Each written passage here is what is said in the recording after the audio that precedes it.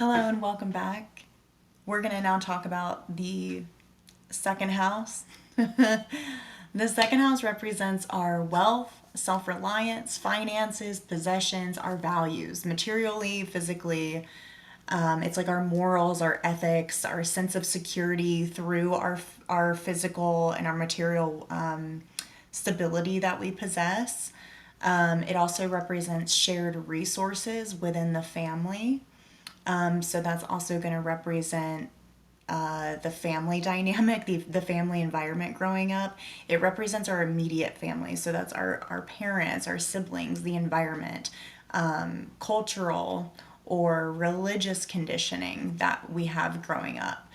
It represents our family's lineage as well. So it's their their traditions, their values, and how it affects your own upbringing. You can make all of those predictions there as far as what someone's environment growing up looked like. It represents our food habits, the relationship that we have with food, how savory something is, the flavors that we're able to taste. That is also seen from the second house. Our diet is seen from the second house, good and bad within the diet. It also represents our speech and our voice. So it's how we are taught to move in this world. Again, it comes from that family background, that family dynamic. It's the knowledge, it's the early learning, it's our memory. It represents the intellectual foundations that we each have growing up. It's not necessarily the earnings that we possess in this life. When I talk about wealth, that's more for the 10th house of our career.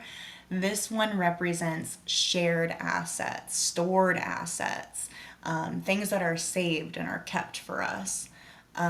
It also, from a physiology standpoint, represents the face and the eyes. So it's like vision, our mouth, our lips, and in Vedic, anything that is 8 houses away from any given sign or house is going to represent the longevity, the transformations, and the shared resources for that particular area of life. So for the second house, it represents the spouse, and that is going to, because it's the spouse is the and marriage is the 7th house.